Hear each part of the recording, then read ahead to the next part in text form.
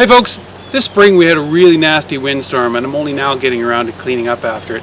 Partly because I was really busy working off-site in a timber frame job and some other jobs, but also it's a good thing because my wife and I decided to invest in one of these machines not too long ago. I'm going to do a video especially on that machine, but for now I'm just going to try and get out the last log. It's a hemlock log and it's way down in the bottom of a canyon. I don't even know if I can reach it, and if I can't reach it, I don't even know if I can pull it out, but let's give it a try.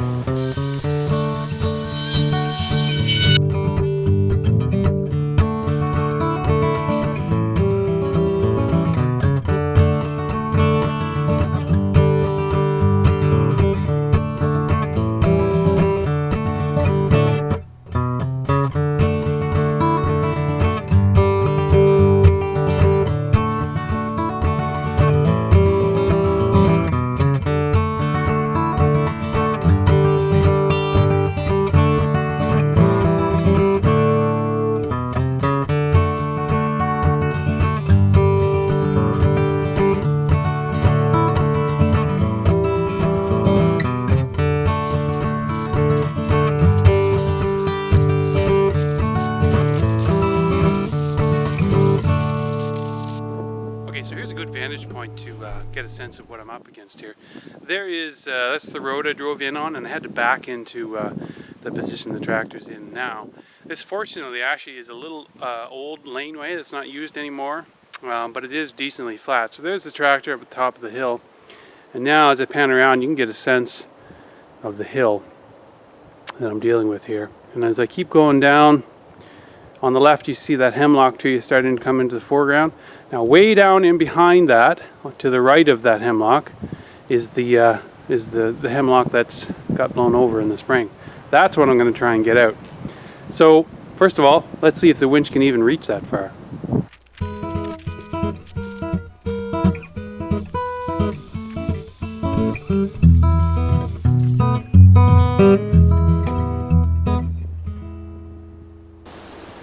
So there's the top of the tree, and as I don't know if you can see in the foreground there, but that's the cable. Now obviously as I use this more, I'll be able to eyeball 150 feet, which is the factory supplied length of cable with the machine. But for now I'll just have to measure it or stretch it out.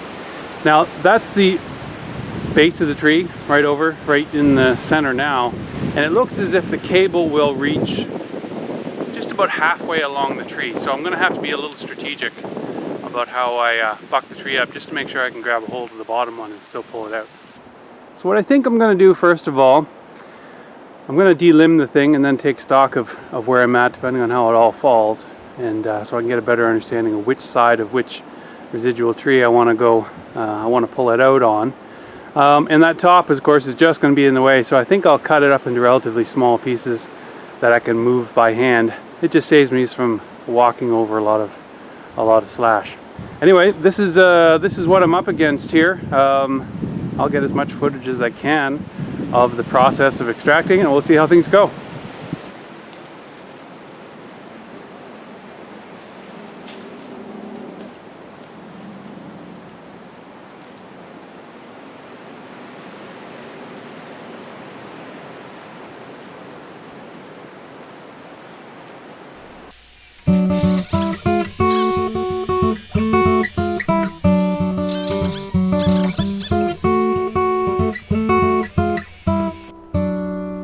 So this is a little bit ugly. We've got trees on top of trees. This was a blowdown and it took the root wad up with it, so it didn't break off at the bottom. Now when I cut it off, that stump you see right in the center was actually the stump for the tree, and the tree we're after, and that big horizontal tree here didn't move an inch when I cut it off. So it basically just settled down, and the root wad stood back up again. That can be really dangerous. A lot of people have been crushed by those falling root wads, so we have to be careful of that.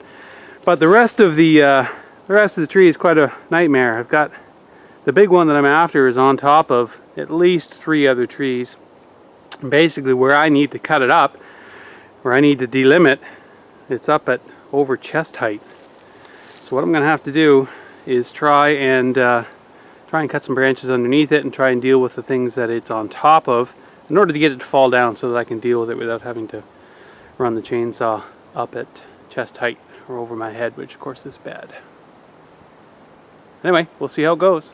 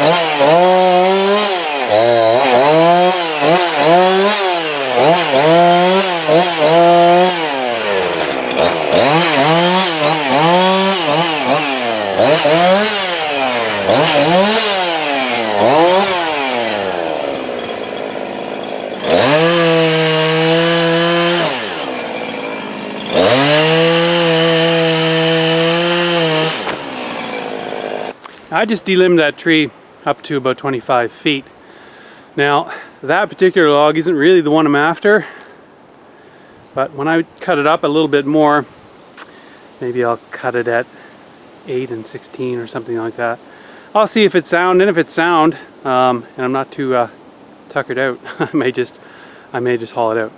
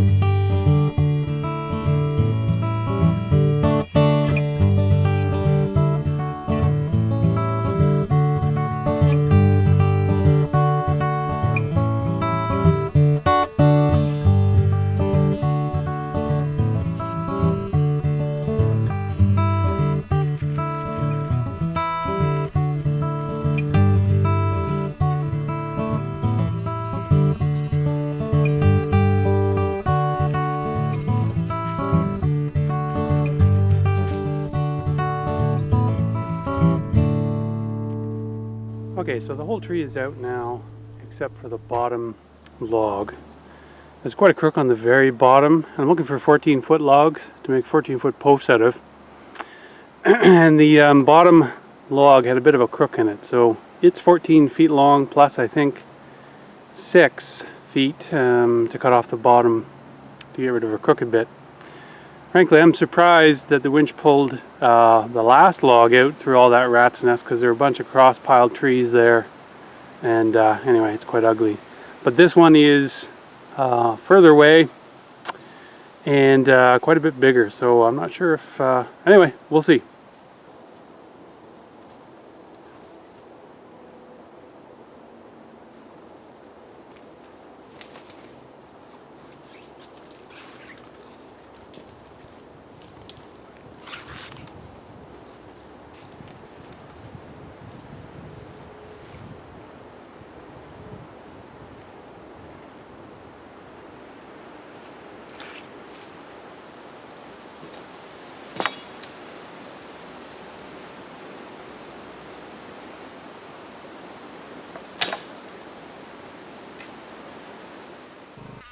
So I ended up using one of my tree saver straps to extend my winch line a little bit to get that out of there. Not the best use of a strap, of course, but it's well, it's better than the alternative. Of course, that had the crooked bit on the bottom, so I took the top 14 feet plus trim and cut the fattest part of the log off the bottom. It's too bad to lose that, but of course it was quite crooked, so it wasn't going to be terribly useful anyway. So I picked away at loading those up, and it's important to find a balance when the logs are really heavy like that. So you'll see me putting it down and lifting it back up again. That'll be more efficient as I gain more experience. And I'll come down here in a minute and hook that short stubby one back up again, pull that up. Not sure what I'll use that for, but I'm sure I'll figure something out.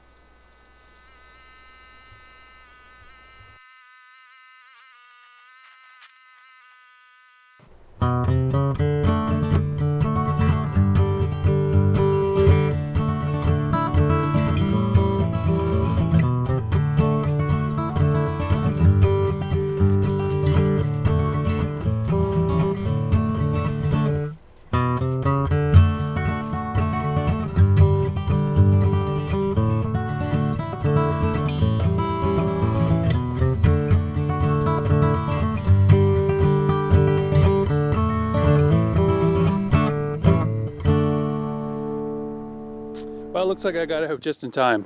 This is what I ended up with in the end. I got a couple of 14-foot logs out of it. The small one is 12 inches at the top, and the large one is 14 inches at the top. So those will make some decent quality 8x10s. The rest I'm unsure about. That second tree is a little bit soft, but I will mill it up and see what comes of it. I'm thrilled with the machine. It did everything I asked of it, and worked perfectly, so I'm happy with it.